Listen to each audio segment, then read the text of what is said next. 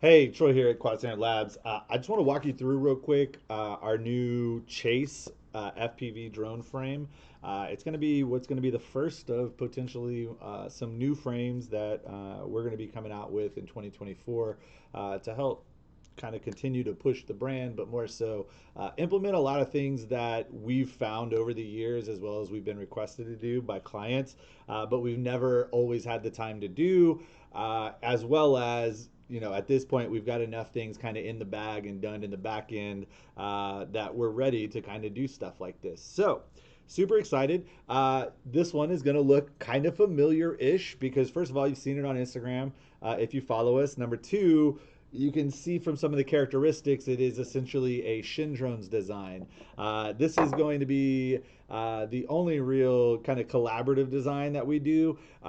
We actually started this kind of build like 6 months ago when we asked Andy. I asked Andy randomly to to try to do something, or if I could do something, and he would be willing to help me with some of his parts to do to accomplish something I had been wanting to do, which was I wanted to be able to configure a drone in multiple ways, whether it be split level motors, inline motors, top mount puller, bottom mount pusher. I wanted just a variable of options and ability to be able to shift the performance of the drone based on the application. And I needed it in like a 6-inch build because all of the 5-inch stuff can, reaches certain performance windows that the goal of this was to provide the biggest window of performance, whether it be from, slow and steady all the way up to fast and chasing stuff.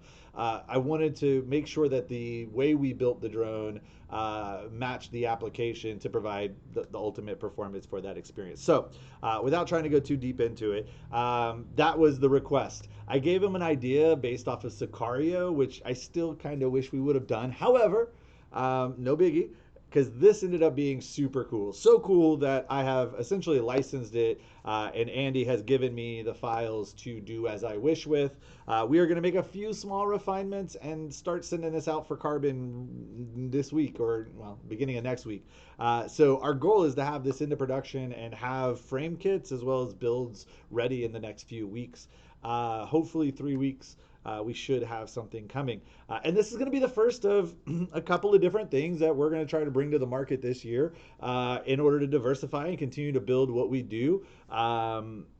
We've always wanted to release our own frames, but have never really had the time, as well as wanted to make sure we weren't, stepping on anybody's toes by doing so.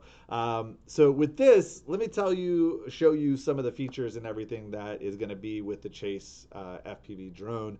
That's going to kind of make it very unique in my opinion.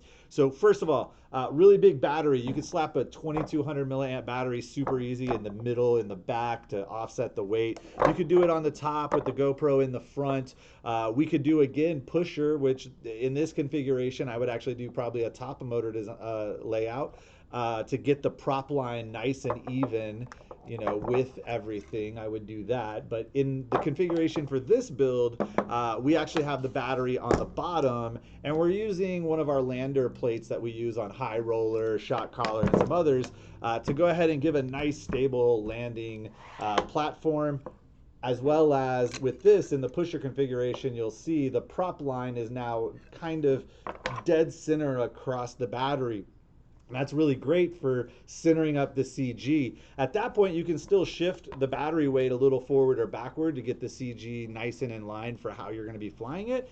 And the GoPro, again, can still mount on top, so you may want to shift the battery slightly backward, and not too much, but a little bit. You also could get a 3300 milliamp size battery and slap that bad boy on there and fly for even longer.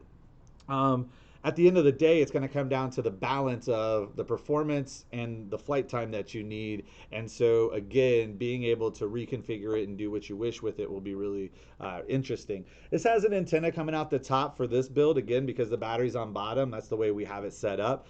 But that's not necessary to be there. We can move those anywhere you want. Also, don't mind necessarily these 3D printed covers on the screws. Because I have the screws coming upward so they're not pointed down towards the battery, we've covered them, but we will be getting the proper size screws, as well as probably implementing some riv nut or press fit nuts into the frame to where there's no need for that, and all the hardware is nice and clean. So that's going to be one of the revisions, is going to be tightening up and cleaning up, making it a little more refined. At any rate, you know, you can fit whatever you want inside. 30 by 30 is recommended. That's really the only build that we're going to do. We're not going to put a 20 by 20 stack in it, so there's just no need.